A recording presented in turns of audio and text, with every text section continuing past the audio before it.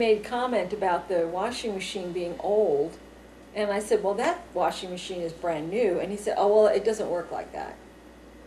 So it's similar, but it's not exact. There's differences. I don't know exactly how that works.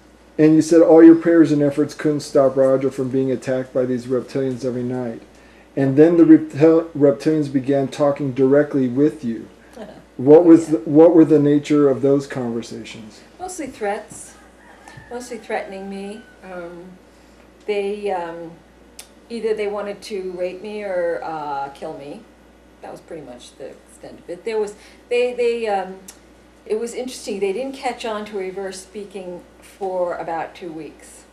So whenever I would put on my recorder, there'd be one of them, and he'd be saying something to me. Now they use regular old American names, and one of them would say, I'd say, well, who am I speaking to? And he'd say, I'm an alien, my name is Ralph.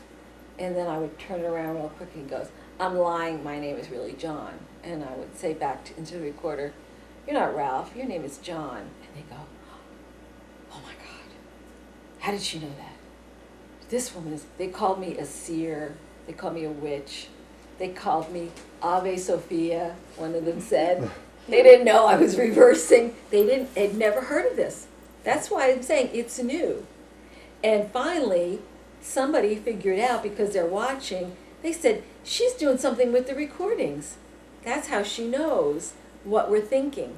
And then they had to be very careful, because as soon as they would say something, which they always talk, I could turn it around and figure out what they were really thinking.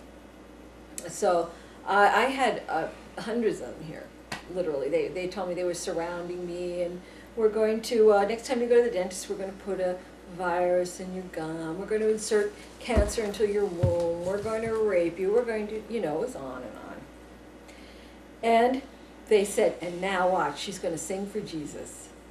And I said, I only talk to the one, I serve the one.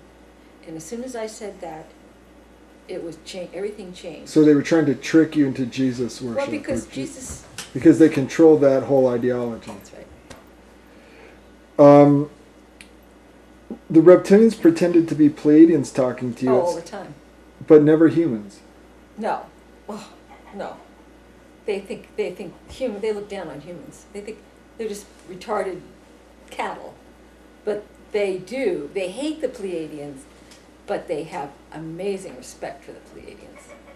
So what did you learn from talking with the reptilians? What were the key lessons or ideas that you came away with? They're miserable. They're very unhappy. They don't like their lives. They're very controlled. They have hierarchies. They have to do what they're ordered. If they don't go along with the program, they're annihilated. They usually have their heads cut off. They have some regular births. Most of them now are clones. They one said, I'm 2 years old, but he was old enough to be doing, they're clones, so that they come from Orion, and they want to go back to Orion because they know it's coming up, but they don't want to stay here. They know they're going to be killed, and they're very angry at the big shots going out on the big ship, very angry that they've been left behind. They're just considered peons. And who was Vinny? Well, Vinny was one of the first reptilians that I actually talked to, and I still didn't understand the extent of what they were doing on the other side. And he would talk to me, and I was just kind of excited about being able to talk to extraterrestrials. I thought, wow, I did this UFO show. We always want to talk to an alien, and he was fairly young. His father was general. He did have a natural birth.